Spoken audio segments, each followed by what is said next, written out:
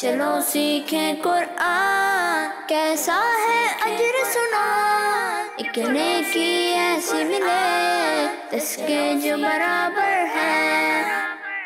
अल्हम्दुलिल्लाहि रब्बिल आलमीन वस्सलातु वस्सलामु अला सय्यिदिल अंबिया वल मुरसलीन अम्मा बाद फ़अऊज़ु बिल्लाहि मिनश शैतानिर रजीम बिस्मिल्लाहिर रहमानिर रहीम। पढ़िए अस्सलातु वस्सलामु अलैका या रसूलल्लाह, अस्सलातु वस्सलामु अलैका या रसूलल्लाह व अला आलिका व अस्हाबिका या हबीबल्लाह, व अला आलिका व अस्हाबिका या हबीबल्लाह। अस्सलातु वस्सलामु अलैका या नबियल्लाह, अस्सलातु वस्सलामु अलैका या नबियल्लाह व अला आलिका व अस्हाबिका या नूरल्लाह। व अला आलिका व अस्हाबिका या नूरल्लाह। प्यारे बच्चों और किड्स मदनी चैनल के नाज़रीन, एक बार फिर आपको वेलकम कहते हैं हमारे इस प्यारे इंटरेस्टिंग और दिलचस्प प्रोग्राम में जिसका नाम है आए कुरान सीखें। आए कुरान सीखें। हमारे इस प्रोग्राम का नाम है और इस प्रोग्राम में हम क्या करेंगे? कुरान सीखें। नाम से ही पता चल रहा है क्या करेंगे? कुरान सीखेंगे। कुरान पाक सीखेंगे और कुरान पाक से रिलेटेड बहुत सारी इंटरेस्टिंग इन्फॉर्मेशन हासिल करेंगे और बच्चों के दरमियान कंपटीशन मुकाबला भी होगा। तो आपने बिल्कुल तवज्जो के साथ बैठना है और हमारे किड्स मदनी चैनल के नाजरीन भी हमारे साथ आखिर तक बने रहें। इंशाअल्लाह बहुत अच्छे अच्छे सेगमेंट्स होंगे, लेकिन उससे पहले हमारे प्यारे आका सल्लल्लाहु अलैहि वसल्लम पर दुरूद पाक पढ़ने की फजीलत सुनते हैं। तो प्यारे बच्चों और किड्स मदनी चैनल के नाजरीन, हमारे प्यारे नबी अल्लाह पाक के आखिरी नबी मोहम्मद अरबी सल्लल्लाहु अलैहि वसल्लम ने इरशाद फरमाया, मुसलमान जब तक मुझ पर दुरूद पढ़ता रहता है फ़रिश्ते उस पर रहमतें भेजते रहते हैं। अब बंदे की मर्ज़ी है कम पढ़े या ज़्यादा। सुभानअल्लाह, सल्लु अलल हबीब सल्लल्लाहु तआला अला मुहम्मद सल्लल्लाहु तआला अलैहि वसल्लम। तो प्यारे बच्चों और किड्स मदनी चैनल के नाजरीन, आइए बढ़ते हैं अपने पहले सेगमेंट की जानिब जिसका नाम है आए पढ़ें कुरान। चलो सीखें कुरान, चलो सीखें कुरान। प्यारे बच्चों और किड्स मदनी चैनल के नाजरीन, जैसा कि आप जानते हैं कि हम अपने इस सेगमेंट में सूरह मुज़्ज़मिल सीख रहे थे और सूरह मुज़्ज़मिल की 11 आयत हम मुकम्मल कर चुके हैं। आज इंशाअल्लाह हम मज़ीद 3 आयत की तिलावत करेंगे और इस तरह हमारी 14 आयत मुकम्मल हो जाएंगी। तो आप सब तैयार हैं बच्चों? जी। तो पहले मैं आपको ये आयत पढ़कर सुनाऊँगा, उसके बाद मिलकर हम इन आयत की तिलावत करेंगे, ठीक है? बिस्मिल्लाहिर्रहमानिर्रहीम। इन्ना लदैना अंकालन व जहीमा व तआमन ज़ा गुस्सतिन व अज़ाबन अलीमा यौम तर्जुफुल अर्दु वल जिबालु व कानतिल जिबालु कसीबन महीला। प्यारे बच्चों, सबसे पहले आप यहाँ देखें, नून पर तशदीद है। क्या है? तशदीद। तशदीद है। और मैं पहले भी बता चुका हूँ कि जब भी नून मुशद्दद हो तो वहाँ हम क्या करते हैं? गुन्ना करते हैं, यानी नाक में आवाज़ ले जाकर उसकी अदायगी करते हैं, ठीक है? तो यहाँ नून मुशद्दद में आपने गुन्ना करना है। फिर इसके बाद प्यारे बच्चों यहाँ पर ये देख लें, अलिफ है और अलिफ से पहले आ रहा है ज़बर, ठीक है? तो यहाँ क्या होगा? अलिफ मद्दा होगा, ठीक है? और कायदा ये है कि हुरूफ मद्दा के बाद अगर हमज़ा अगले कलीमे में आ रहा हो तो वहाँ पर मद्दे मुनफसिल होता है। क्या होता है? मद्दे मुनफसिल। क्या होता है? मद्दे मुनफसिल। मद्दे मुनफसिल होता है, ठीक है? अब यहाँ पर देखें, अलिफ मद्दा है और इसके बाद अगले कलीमे में हमज़ा आ रहा है तो यहाँ भी मद्दे मुनफसिल होगा। और मद्दे मुनफसिल को हम 2 या 2.5 अलिफ के बराबर खींच कर पढ़ते हैं, तो इसे भी हम 2 या फिर 2.5 अलिफ के बराबर खींच कर पढ़ेंगे, ठीक है जी। फिर इसके बाद प्यारे बच्चों, नून साकिन और तनवीन के टोटल 4 कायदे हैं। कितने कायदे हैं? 4। कितने कायदे हैं? 4। आप में से कोई नाम बताएगा? चलें आप बताएं। इज़हार, इख्फा, इदगाम, इकलाब। ठीक है, नून साकिन और तनवीन के बाद कौन सा हर्फ आ रहा है इसको देखकर जो है ये 4 कायदे बनाए गए हैं, ठीक है? नून साकिन और तनवीन के बाद अगर हुरूफ हल्की में से कोई हर्फ आएगा तो वहाँ पर क्या होगा? इज़हार होगा, ठीक है? इसी तरह अगर नून साकिन या तनवीन के बाद हुरूफ इख्फा में से कोई हर्फ आएगा तो वहाँ कौन सा कायदा होगा? इख्फा का कायदा होगा। और अगर नून साकिन या तनवीन के बाद हुरूफ यरमलून में से कोई हर्फ आएगा तो वहाँ कौन सा कायदा होगा? इदगाम का कायदा होगा। और अगर नून साकिन या तनवीन के बाद हर्फ बा आ जाए तो वहाँ कौन सा कायदा होगा? इकलाब का कायदा होगा, ठीक है? तो इजहार के टोटल 6 हुरूफ हैं, इख्फा के टोटल 15 हुरूफ हैं और इदगाम के 6 हुरूफ हैं, ठीक है? और इकलाब का सिर्फ एक ही हर्फ है। वो कौन सा हर्फ है? बा हर्फ है, बा, ठीक है? अब ये चारों कायदे आपने याद रखने हैं। अब यहाँ पर आप देखें, नून साकिन है और इसके बाद हुरूफ इख्फा में से काफ आ रहा है, यहाँ कौन सा कायदा होगा? इख्फा का कायदा होगा, ठीक है? फिर इसके बाद देखें, यहाँ लाम पर तनवीन है और इसके बाद हुरूफ यरमलून में से वाव आ रहा है, यहाँ कौन सा कायदा होगा? इदगाम का कायदा होगा। फिर यहाँ देखें, मीम पर तनवीन है और इसके बाद हुरूफ इख्फा में से जाल आ रहा है, यहाँ कौन सा कायदा होगा? इख्फा का कायदा होगा। यहाँ पर तनवीन है और इसके बाद हुरूफ यरमलून में से वाव आ रहा है, यहाँ कौन सा कायदा होगा? इदगाम का कायदा होगा। फिर इसके बाद यहाँ बा पर तनवीन है और इसके बाद आ रहा है हमज़ा, ये हुरूफ हल्की में से है, यहाँ कौन सा कायदा होगा? कौन सा कायदा होगा? इजहार का कायदा होगा। ठीक है, फिर यहाँ देखें बा पर तनवीन है और इसके बाद आ रहा है मीम, यहाँ कौन सा कायदा होगा? इकलाब क्यों होगा? मीम जो है ये हुरूफ यरमलून में से, तो यहाँ कौन सा कायदा होगा?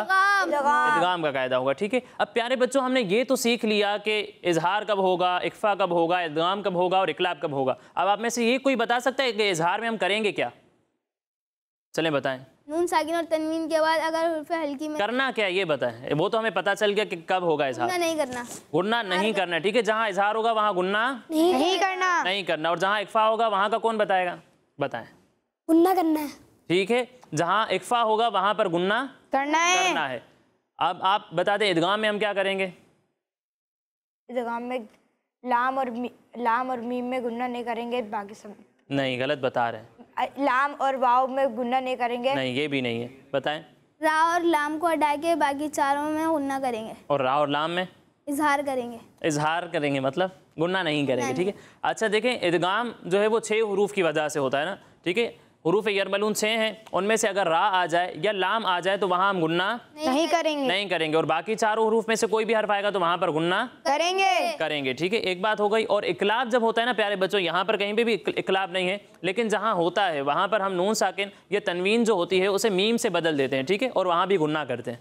ठीक है, ये बात आपने याद रखनी है। तो ये चारों कवायद हमारे हो गए। अब प्यारे बच्चों आखिर में ये देख लें कि यहाँ मीम पर 2 ज़बर की तनवीन है, यहाँ भी मीम पर 2 ज़बर की तनवीन है और यहाँ भी लाम पर 2 ज़बर की तनवीन है। और कायदा ये है कि जिस कलिमे पर आप वक्फ़ कर रहे हों और उसके आखिर में अगर 2 ज़बर की तनवीन हो तो वक्फ़ में तनवीन को अलिफ से बदल देते हैं। ठीक है, तो यहाँ पर भी जब आप वक्फ़ करेंगे तीनों जगहों पर तो तनवीन को अलिफ से बदल देंगे। ठीक है जी। अब ये कवायद हमारे मुकम्मल हो गए। अब आइए मिलकर इन आयात की तिलावत करते हैं।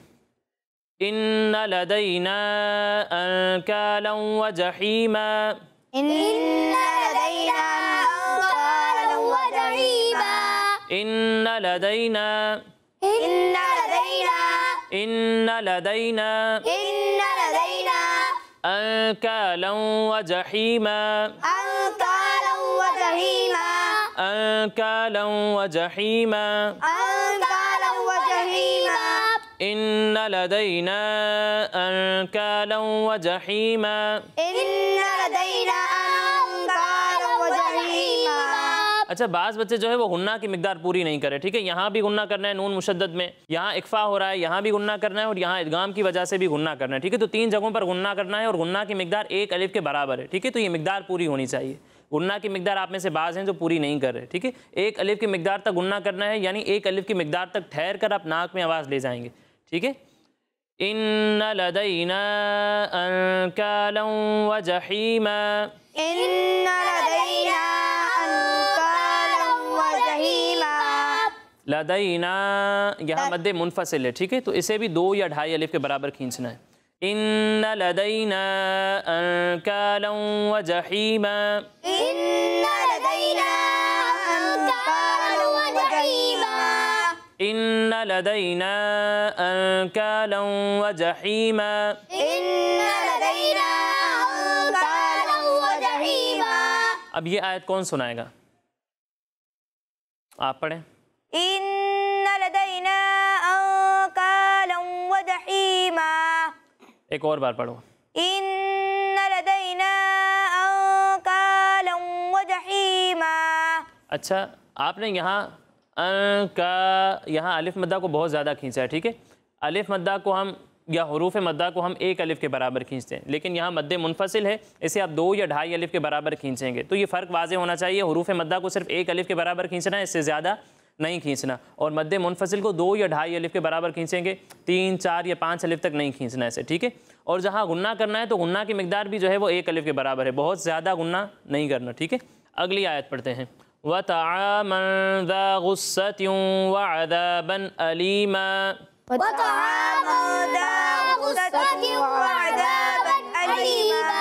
अच्छा यहाँ इस बात का ख्याल रखना है कि तो हरूफ मुस्तालिया में से इसे पुर पढ़ना है, इसे बारीक नहीं पढ़ना, ठीक है। और यहाँ भी दो जगहों पर गुन्ना हो रहा है, यहाँ भी इक्फा है, यहाँ गुन्ना करना है, और यहाँ इदगाम है तो यहाँ भी गुन्ना करना है, ठीक है। व तआमन ज़ा गुस्सतिन व अज़ाबन अलीमा, व तआमन ज़ा गुस्सतिन व अज़ाबन अलीमा।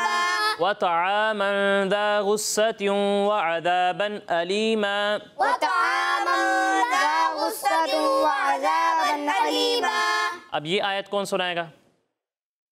आप पढ़ें।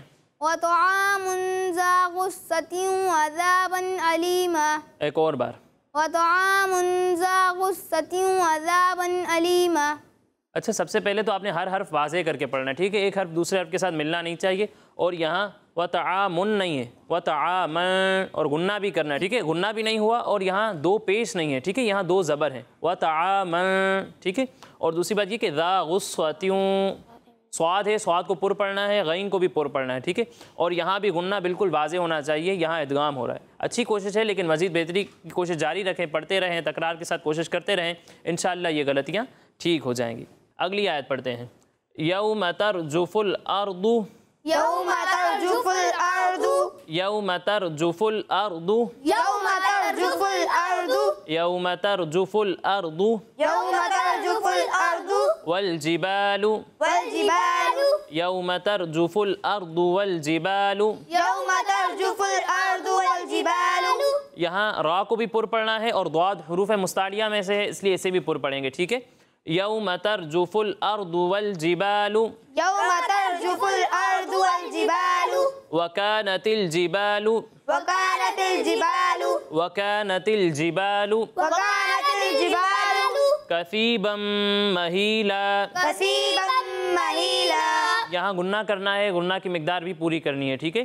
कसीबम महीला, कसीबम महीला, कसीबम महीला। कसीबम महीला। अच्छा, यहाँ सा है, सा में सीटी की आवाज़ नहीं आती, ठीक है। ये कसीबम नहीं है, ठीक है। कसीबम महीला, कसीबम महीला, कसीबम नहीं, कसीबम महीला, कसीबम महीला, कसीबम महीला। कसीबम महीला। अभी भी कसी हो रहा है, कसी नहीं है ये, कसी। कसीबम महीला, कसीबम महीला, वकानतिल जिबालु कसीबम महीला, वकानतिल जिबालु कसीबम महीला। यौम तरजुफुल अर्दु वल जिबालु वकानतिल जिबालु कसीबम महीला। यौम तरजुफुल अर्दु वल जिबालु वकानतिल जिबालु कसीबम महीला। कसीबम महीला। कसीबम महीला। देखिए यहाँ दो गलतियाँ हो रही है, कसी, ठीक है, सीन पढ़ा जा रहा है, यहाँ सी नहीं है, यहाँ सा है। और दूसरा गुन्ना की मिकदार भी पूरी नहीं हो रही। कसीबम महीला, कसीबम महीला, कसीबम महीला। कसीबम महीला। अब ये आयत कौन सुनाएगा? आप पढ़ें। यौम तरजुफुल अर्दु वल जिबालु वकानतिल जिबालु कसीबम महीला। देखें, आपने पहले भी ये गलती की थी और फिर से वही गलती की। यहाँ आपने अलिफ मद्दा को ज़्यादा खींचा है, ठीक है। यहाँ अलिफ मद्दा है, इसे एक अलिफ के बराबर खींचे, जैसा यहाँ आपने खींचा था, ठीक है। यहाँ पर आपने ठीक खींचा एक अलिफ के बराबर, लेकिन यहाँ आपने ज़्यादा खींचा इसको। तो हरूफ मद्दा को हम एक अलिफ के बराबर खींच कर पढ़ते हैं। इस बात का आपने ख्याल रखना है, ठीक है। दूसरा, आपने इस बात का ख्याल रखना है कि जहाँ गुन्ना कर रहे हैं सिर्फ वहीं नाक में आवाज़ ले जाकर अदायगी करें, इसके अलावा दीगर जगहों पर नाक में आवाज़ ले जाकर अदायगी नहीं करनी, ठीक है। माशाअल्लाह आपने बहुत कोशिश की, मज़ीद बेहतरी की कोशिश जारी रखें, तकरार के साथ पढ़ते रहें, ये गलतियाँ सही करने की कोशिश करते रहें, इंशाअल्लाह ये गलतियाँ ठीक हो जाएंगी, ठीक है। तो प्यारे बच्चों और किड्स मदनी चैनल के नाज़रीन, इसी के साथ हमारे ये पहला सेगमेंट मुकम्मल हुआ। अब अगले सेगमेंट की जानिब बढ़ने से पहले मैं आपको बताता चलूँ कि हमारे ये तमाम प्रोग्राम्स हमारे स्क्रीन पर दिए हुए यूट्यूब किड्स मदनी चैनल पर भी अपलोड होते हैं। आप वहाँ जाकर हमारे ये तमाम प्रोग्राम्स देख सकते हैं। अब आगे बढ़ते हैं अपने अगले सेगमेंट की जानिब, जिसका नाम है कुरान में ज़िक्र है। चलो सीखें कुरान, चलो सीखें कुरान। तो प्यारे बच्चों, आज हम अपने सेगमेंट में एक संदूक के बारे में सुनेंगे। किसके बारे में सुनेंगे? संदूक। संदूक क्या होता है, किसी को मालूम है? किसे कहते हैं, बताएं। पेटी को।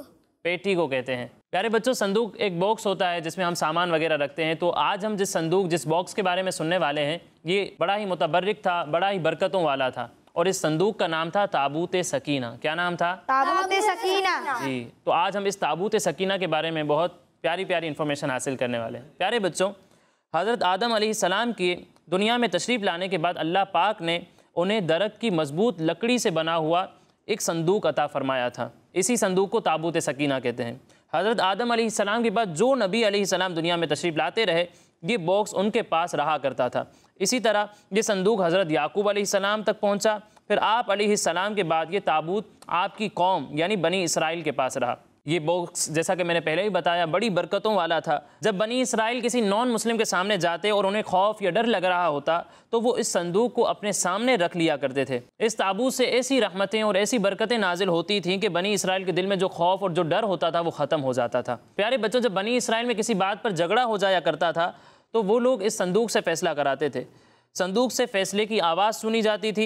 बनी इसराइल इस संदूक को अपने आगे रखकर इसके वास्ते से अल्लाह पाक से दुआएं करते थे, तो उनकी दुआएं भी कबूल हो जाती थीं और उन पर आने वाली जो बलाएं होती थी वो भी टल जाती थी। तो इतना बरकतों वाला ये संदूक था।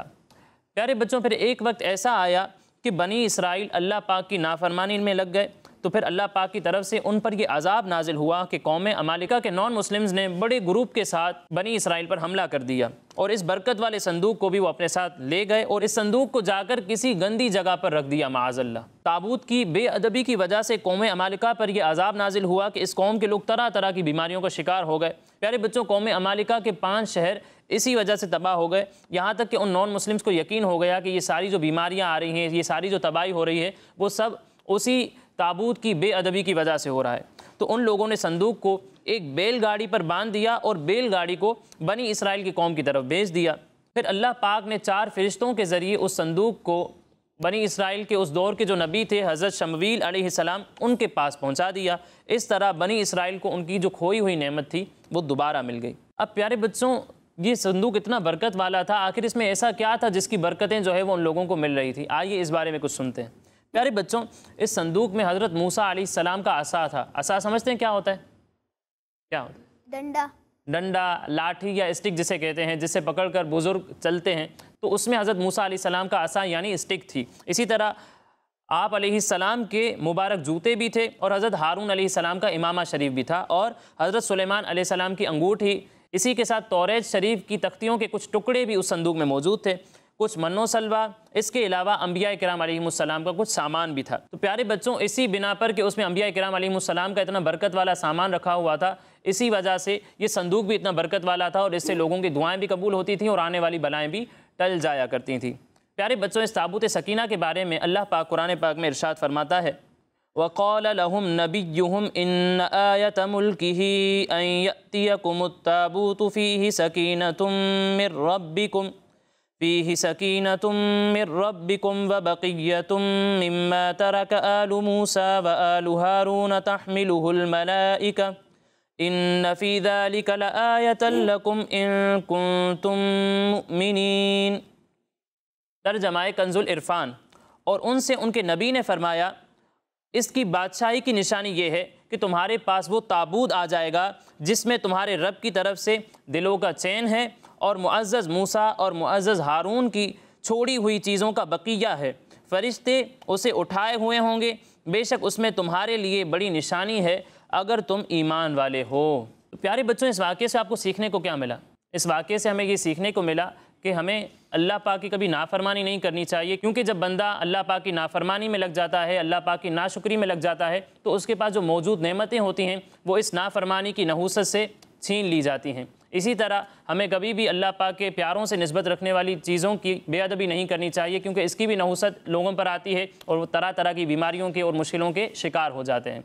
और साथ ही इससे हमें ये भी पता चलता है कि जो चीज़ें अल्लाह पाक के प्यारों से निस्बत रखती हैं उनकी बड़ी बरकत होती है, उनके सबब से दुआएं भी कबूल होती हैं और मुश्किलें भी टल जाती हैं। तो हमें भी अल्लाह पाक के प्यारों से निस्बत रखने वाली चीज़ों का अदब और एहतराम करना चाहिए, उनकी ताज़ीम करनी चाहिए। ठीक है, तो ये था हमारा सेगमेंट कुरान में ज़िक्र है। अब आगे बढ़ते हैं अपने आखिरी सेगमेंट की जानिब, जिसका नाम है 10 सवाल। चलो सीखें कुरान, चलो सीखें कुरान। तो किड्स मदनी चैनल के नाजरीन, सेगमेंट है हमारा 10 सवाल और आज एक तरफ है मोहम्मद अब्बास भाई और दूसरी तरफ है उसैद रज़ा भाई, इन दोनों के दरमियान कंपटीशन होगा, लेकिन उससे पहले हमेशा की तरह कंपटीशन के रूल्स सुन लेते हैं। प्यारे बच्चों, अगर मैं आपसे कोई सवाल करूंगा और आप मुझे उसका सही जवाब देते हैं तो आपको मिलेंगे 10 पॉइंट्स। लेकिन अगर आपको उसका सही जवाब नहीं आता तो भी आपके पास एक चांस होगा, आप मुझसे ऑप्शंस ले सकते हैं। ऑप्शंस लेकर अगर आप सही जवाब दे देते हैं तो आपको 5 पॉइंट्स मिल जाएंगे, लेकिन अगर गलत जवाब दिया तो 0, कोई पॉइंट नहीं मिलेगा। ठीक है, पहला सवाल हम करेंगे मोहम्मद अब्बास भाई से। ठीक है अब्बास भाई, आप तैयार हैं? जी। अब्बास भाई, आप या अय्युहल्लज़ीन आमनू का माना बताइए। ए ईमान वालों। या अय्युहल्लज़ीन आमनू का माना है ए ईमान वालों। इनका ये जवाब बिल्कुल दुरुस्त है। सुभान अल्लाह। कितने पॉइंट्स मिलेंगे? 10 पॉइंट्स मिलेंगे हमारे मोहम्मद अब्बास भाई को। अब अगला सवाल है हमारे उसैद रज़ा भाई से।